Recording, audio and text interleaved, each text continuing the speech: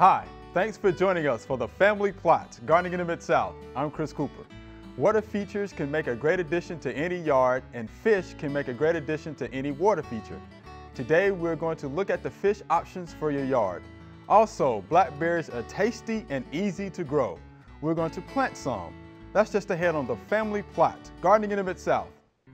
Production funding for the Family Plot, Gardening in the Mid-South is provided by the WKNO Production Fund, the WKNO Endowment Fund, and by viewers like you. Thank you.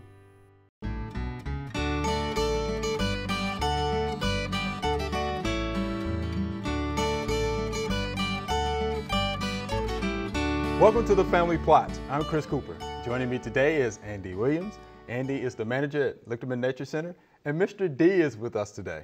Thanks for joining us. Oh, glad to be here. Likewise. Yeah, okay. Andy, we always enjoy when you're here because you always bring us neat critters to look at, but this time you have fish. Yeah, and not only fish, non-native fish. Non-native fish. Yeah, at the Nature Center, we may suggest bluegill, sunfish, bass. But for most home ponds, that's beyond the capacity of the pond and really probably not what you want. You want something ornamental. So I'm here today to talk a little bit about ornamental fish. Okay. And in selecting the fish, you've got a lot of really good options for you.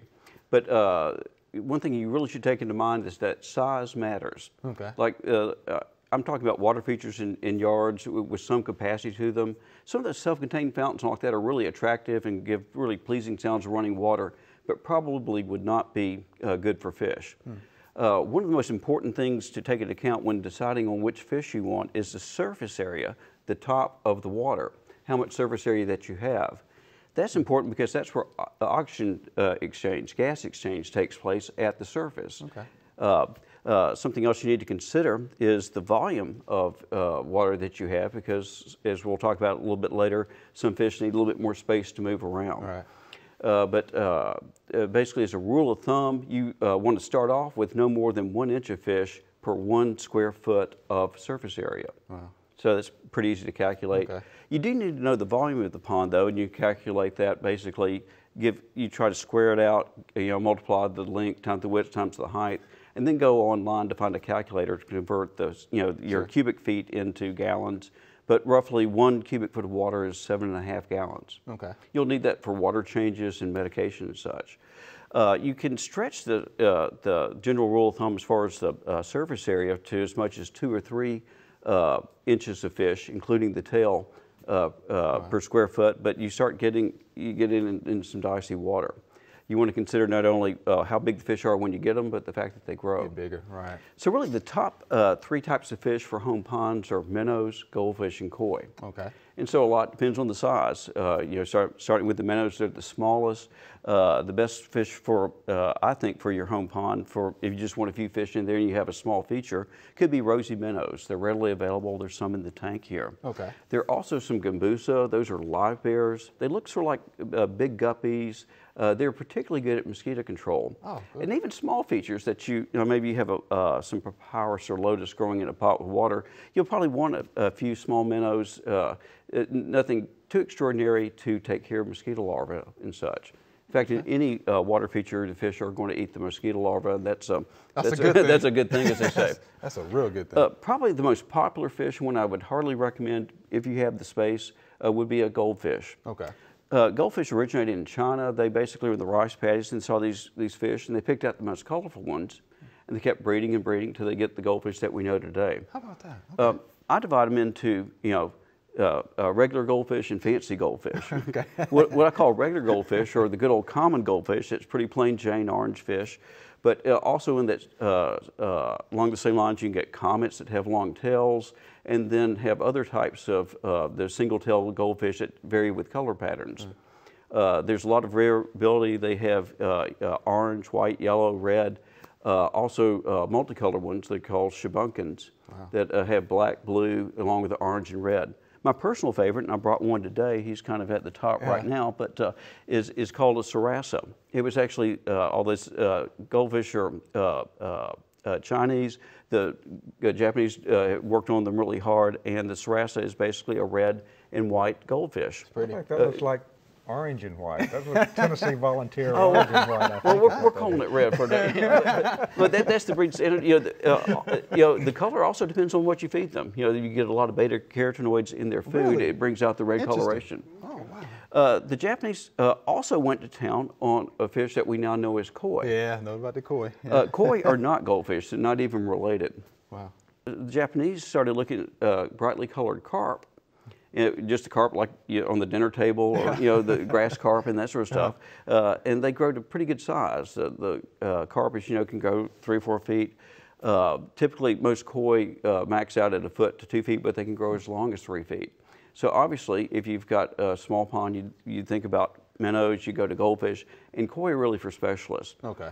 They need a lot of water quality. They need depth. They need a pond about 3 feet deep, at least, for them to be have enough room to move around. And a lot of code requirements. I believe 18 inches is as deep as you can have on a pond safely without having additional requirements for fencing and such. Okay. Water quality with all fish is important. You can increase the amount of fish that you can have in a pond or water feature by filtration and aeration. And what that does, it helps clean the water and also increases the surface contact, with the surface area. But if the power goes out, you're kind of up a creek. Yeah, you're in trouble. Generally, the fewer fish that you're comfortable with, the better the fish are and you are. All of them need clean water, but the koi are the most finicky. They're terribly inbred, and so they're really delicate, and just small changes in water quality can affect them. Okay. One thing everyone needs to do, though, for water quality, with or without filtration, is to figure out how to regularly change out the water. Fish are the only animals that swim around their own waste, for example. And you got a small contained area, they're exposed to their own waste. Yeah. Also, they grow a little bit bigger. They put out hormones and all like that sort of inhibit the growth of other fish in the tank. You've heard about fish tend to grow to the size of the container. And that's not entirely true. If you dilute the water, you're sort of increasing the size of the container continually. But keep in mind the adult size of the fish. Like I said, goldfish will max out at 10 or 12 inches, and the difference between 10 or 12 inches and 2 or 3 feet is substantial, and you just really have to keep that in mind if you get stars in your eyes about koi. You got to be willing to take it on. One question I get a lot about fish is about feeding. And I was going to ask you about that. Yeah, I do recommend feeding the fish. Be fed. If you just have a few fish, they can probably scrounge up enough to eat and all. But if you feed them, they will come up and recognize you, and you'll have a chance to check them out for signs of disease or distress. It's important to recognize signs of disease or stress, both in taking care of your pond and picking out the fish that are going to go in it. Okay. So you go to a reputable dealer and you look for fish that have erect fins, they're not gasping at the surface, and don't have any obvious blemishes or anything that would, if you see a red flag, avoid it and get another fish. Okay. Man, do we appreciate that. I learned so much about fish. How about that, Mr. D? Yeah, I can understand the inbreeding part. There's not a lot of choices in that. There's only like one male and one female, so Well, actually, happy fish will breed, and their reproductive. But there's not a lot of choices. Well, I can see that. As long as they're happy, they're fine, right? Yeah, exactly. Thanks, Linda. We appreciate that. Thank you. All right.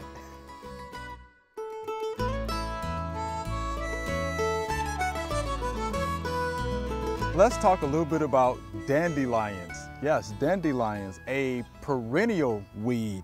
It actually grows a rosette of leaves first, right at the soil surface, and then up comes the rest of the plant. This plant is actually able to survive because of its deep storage systems, which houses a lot of carbohydrates. It is a weed that I actually do like. It reminds me a lot of my childhood. It has a beautiful yellow bloom. This beautiful yellow bloom becomes a white globe of seeds. And if you were to blow those seeds, it's going to reproduce or repopulate by seed. So you have to be careful about that. If you want to control dandelions, you can use a broadleaf herbicide. Please read and follow the label. All right, Mr. D, so we have some blackberry plants here. We do, Yeah. and these are Natchez semi-erect blackberries.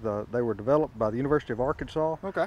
An excellent thornless, sweet blackberry. Thornless. So the first thing you look at when you plant blackberries is how large is the plant going to get. Okay. Because if you plant these a foot apart, And then when this plant's fully grown, it's going to be 5 feet tall and 4 feet wide. So we've got it 4 feet of distance between these plants. They will be touching when they're fully grown. Okay. But you do pretty much, with a potted plant like this, treat it the same way you would plant a tree. You want to dig a wide planting hole. Wide but Ooh, not we got deep. some Bermuda grass sod there. Oh yeah. A wide planting hole, not a real deep one. Okay. We don't want to go any deeper. We want to plant it at the depth that it grew in the nursery. So, let me get some of this turf grass out of the way here.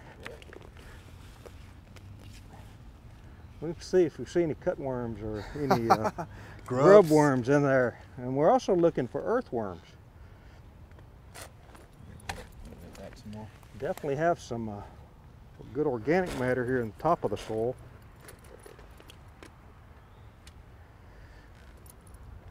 This is probably Memphis silt loam here. Really good soil. Good stuff. The reason you don't dig a really deep planting hole is when you water these in, or when the rain waters these in. If you have a deep one, everything settles down and soil will wash in around the plant, and even though you may not have planted it too deeply, that's the net result. Right, it eventually gets deep. Yeah. Right. That's pretty close Yeah, right looks there. pretty good. Now, I'm going to score the side of this planting hole a little bit to make it easier for the roots to penetrate the side of the planting hole. Let's see if that's about right. Okay. Let's set that down in there and see if the top is going to be about right. How you think? Oh yeah, that's perfect. All right. Perfect. Okay, so let me score the sides of this.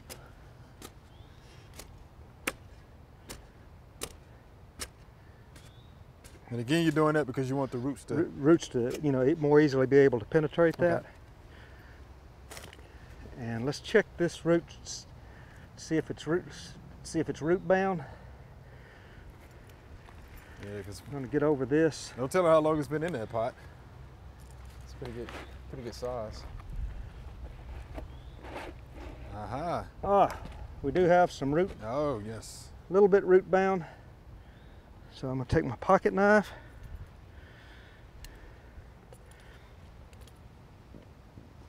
And make about 4 cuts. Okay. So I did a little bit of root pruning there. But that where I made those cuts, it's just like when you prune with pruning shears. Wherever you make a cut, you basically are telling that plant to do lateral development. Where I made those cuts, lateral roots will come out. Okay, let's get the looser dirt. Put this in. And the dirt goes back in the hole, right? We don't have to amend that hole with anything else, right? Right. I mean, you can, Okay. but I don't think it's necessary. With soil as good as we have here in this area. Okay. I really don't think it's necessary. I have Memphis silt loam on my property, and I don't add soil amendments to it. Now, while you're doing it, Mr. D, what do you think about this piece coming out here? Think that possibly needs to be pruned out? That's what you're going to have. You're going to have, these plants are going to be coming up from the ground all around this. It'll create a hedge, and they will spread just like wild blackberries. Okay. They're not going to be one little plant here. Right, I got So you. I mean, you can try to control it by got taking those off if you want to, but in about 3 or 4 years, what you're going to have is a hedge here, and you're going to be trying to contain it, Okay. which you can do in a lawn situation like this.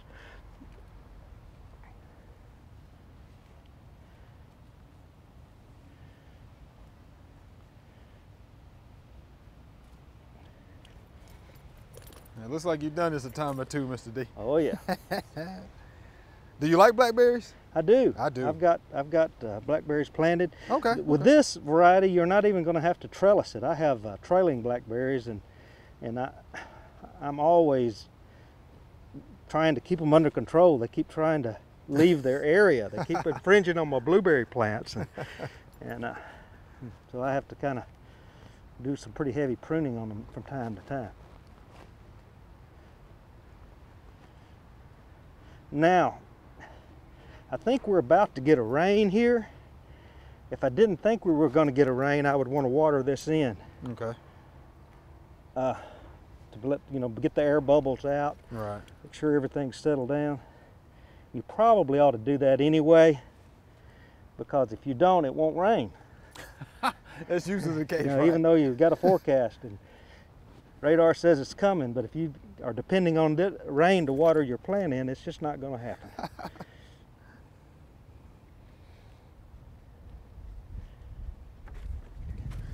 Now, is it a good idea to mulch that once you finish it? Do you have to do that, or is it necessary? You don't have to. You don't have to? More than anything, it might help prevent weeds. Mm-hmm. There's a few herbicides you can use around here. And with this Bermuda grass, Yes. you're probably going to need to use Post, and it's okay. It won't hurt the blackberries. You can just spray it right up even on the edge of the plant, and it'll take the Bermuda grass out. It won't control broadleaf weeds. Okay? Okay. That little fella's okay now. I think it's all right. You see, I want to make sure I can see that original soil right there. And eventually, we can even pack it down a little bit. All right. And Mr. D, while you're doing that, we definitely appreciate that demonstration. Well, you're most Can't welcome. wait to see what this looks like in years to come. It'll be here. It'll be here after the Bermuda grass is grown, I think. Blackberries are very tough.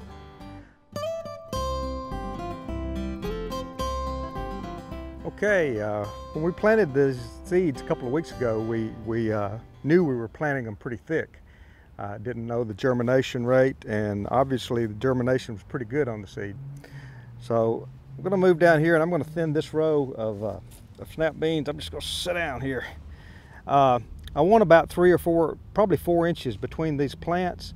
So I've got 1, 2, 3, 4, 5, 6 here. Well, we'll start taking them out. And now I'm just going to leave the healthiest of these 2. So we're good right there. And let's ease down here and check the okra out. Good germination here too. Let's see. I'm gonna leave 2 in each of these little hills for. Actually, I'm not. I think they're healthy enough. I'm gonna thin these down to 1.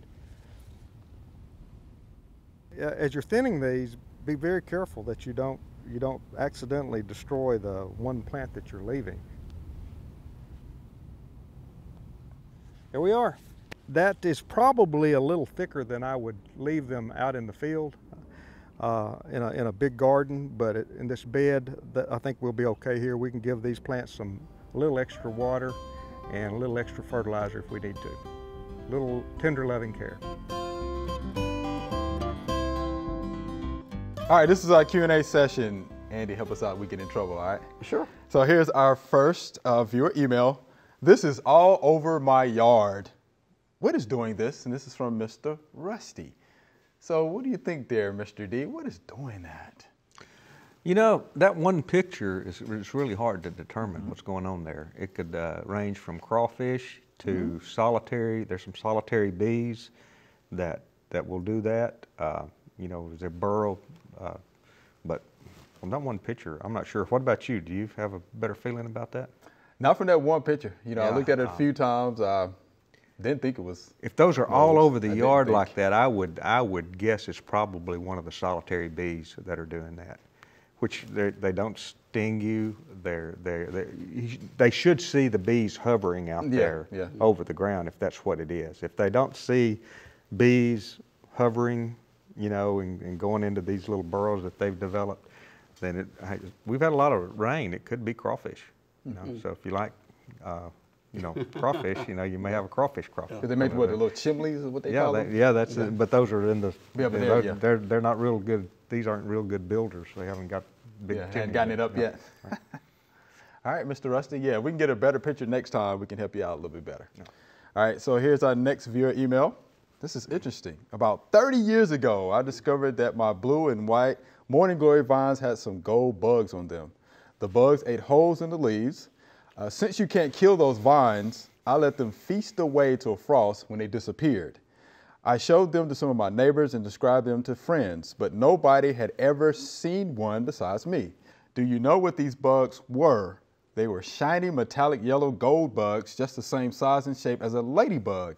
And they also had wings and flew. And this is Miss Patricia right here in Memphis. Mr. D is rocking, he's shaking his head. I think he has an idea, Miss Patricia. No doubt, they're the golden tortoise beetle. Yes, that's what I thought it was. They mentioned ladybugs, which are also beetles. So they are similar size, and they also, you know, have wings and can fly. No doubt about that. And if they're eating morning glories, that's a good thing. That's a good thing. So that's a good thing. As far as I'm concerned, the golden tortoise beetles are just as pretty as the morning glory blooms.